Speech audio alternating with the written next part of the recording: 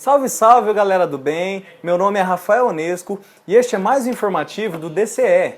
Hoje iremos falar sobre um assunto que continua sendo muito comentado em todos os veículos de comunicação, que é a PEC 241, agora para discussão no Senado como PEC 55.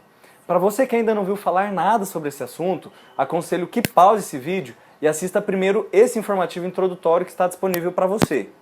Se você já assistiu esse primeiro vídeo, não se esqueça então de preparar aquela pipoca marota e segurem essa ideia esperta. Como já foi mencionado no primeiro vídeo, o país vive uma crise de arrecadação e de recessão, o que condiciona que o governo federal busque mecanismo de cortar gastos da máquina pública.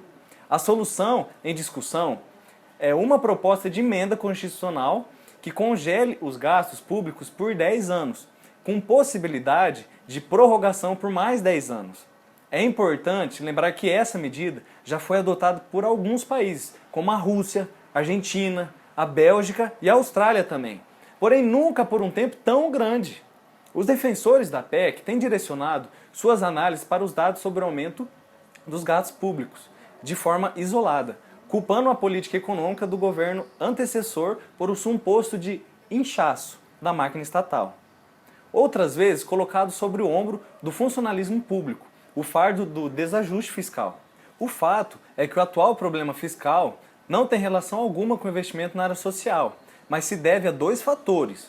Veja bem, aos aportes realizados a bancos públicos entre 2010 e 2015 para realizar empréstimos com juros menores que a inflação para pequenas e médias empresas e as desonerações fiscais, que geraram perdas de mais de 450 bilhões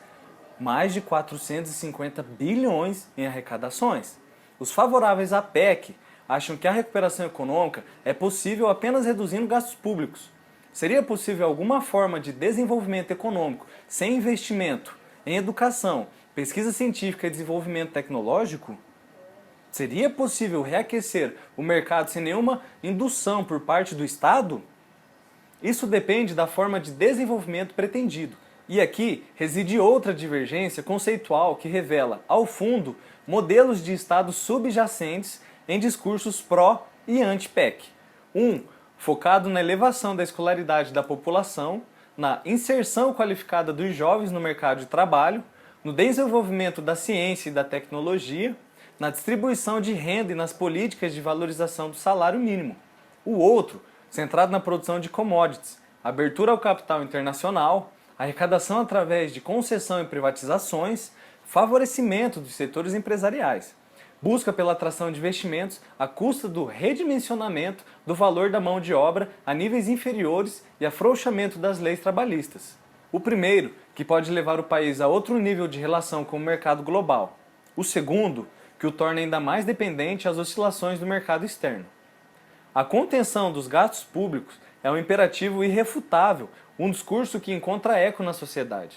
Mas, se ao final de 2 décadas, caso a PEC seja efetivada, os idosos brasileiros não tiverem acesso a um atendimento de saúde digno, ou nossos jovens não tiverem acesso à educação pública de qualidade, terá válido a pena o ajuste? Congelar gastos e amarrar investimentos, sufocar a possibilidade de expansão dos serviços em um país em que, hoje, estes não chegam a todos da forma universal como deveriam. Significa, de forma simplificada, nenhum professor a mais, nenhum médico a mais, nenhuma escola nova, nenhum hospital novo. Significa, em outras palavras, a manutenção da precariedade atual agravada pela degradação e sucateamento que os anos trazem. O que nós entendemos e defendemos é que outras propostas de cortes deveriam ser consideradas e defendidas pela sociedade civil organizada, como: quem não queria ver uma classe política e um judiciário com menos privilégios? Quem não queria ver o fim dos super salários no serviço público? Das poupudas verbas de gabinete, do auxílio paletó, auxílio moradia, apartamentos funcionais, motoristas, veículos oficiais, viagens internacionais, jantares com dinheiro público, entre outros descalabros.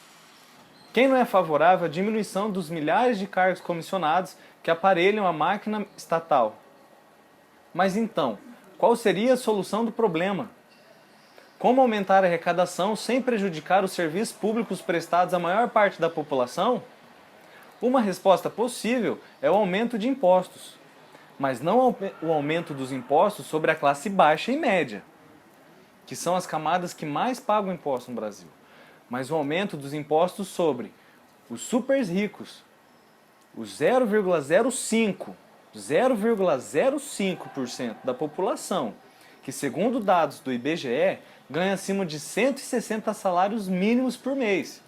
Esta pequena parcela da população possui um patrimônio de 1,2 trilhão, ou seja, cerca de 25% de toda a riqueza declarada pelos contribuintes no Brasil, e é a menos taxada no país.